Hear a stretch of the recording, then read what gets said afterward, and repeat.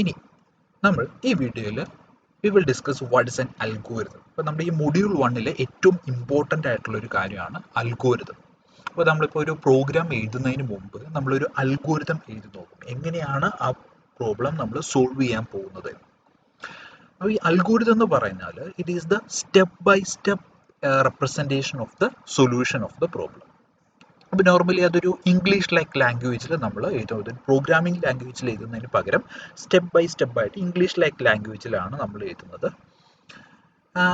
It can be abstract or quite detail. അപ്പോൾ detail ആയിട്ട് വേണമെങ്കിൽ എഴുതാം, അല്ലെങ്കിൽ നമ്മൾ ചുരുക്കിയാണെങ്കിലും അൽഗോരിതം എഴുതാം. അപ്പം നമ്മളൊരു ഡീറ്റെയിൽഡ് അൽഗോരിതം എന്ന് പറഞ്ഞാൽ it consist of every step. അതായത് ഒരു പ്രോഗ്രാമിംഗ് ലാംഗ്വേജിൽ നിങ്ങൾ എഴുതുന്ന എല്ലാ സ്റ്റെപ്പുകൾ, എല്ലാ ഇൻസ്ട്രക്ഷൻസും നമ്മൾ കറസ്പോണ്ടിങ് ആയിട്ടുള്ള സ്റ്റെപ്പിൽ അൽഗോരിതത്തിൽ കാണിക്കും.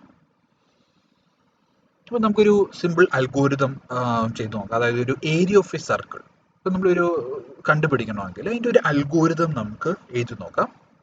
അപ്പോൾ അൽഗോരിതംസ് എല്ലാം സ്റ്റാർട്ട് ചെയ്യുന്നത് it begins with start command. നമ്മൾ പ്രോഗ്രാം സ്റ്റാർട്ട് ചെയ്യുന്നു. ഫസ്റ്റ് നമ്മൾ ചെയ്യുന്നത് ഇപ്പോൾ യൂസറിൻ്റെ കയ്യിൽ നിന്ന് നമ്മൾ റേഡിയസ് ഇൻപുട്ടായിട്ട് എടുക്കണം. റേഡിയസ് നമ്മൾ റീഡ് ചെയ്യണം. ഇപ്പോൾ യൂസർ കൊടുക്കുന്ന 5 ആയിരിക്കാം, 4 ആയിരിക്കാം, 10 ആയിരിക്കാം, അങ്ങനെ ഏത് റേഡിയസിൻ്റെ വാല്യൂ നമ്മൾ റീഡ് ചെയ്യണം. എന്നിട്ട് നമ്മൾ ഏരിയ കാൽക്കുലേറ്റ് ചെയ്യണം. Area is equal to 3.14 into pi into radius and then print area. Okay, നമ്മൾ ഏരിയ കണ്ടുപിടിച്ചു, റേഡിയസ് റീഡ് ചെയ്തു, ഏരിയ കണ്ടുപിടിച്ചു.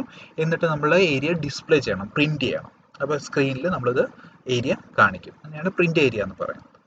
Then finally stop. അപ്പോൾ 5 സ്റ്റെപ്പേ ഉള്ളൂ ഈ അൽഗോരിതത്തിൽ.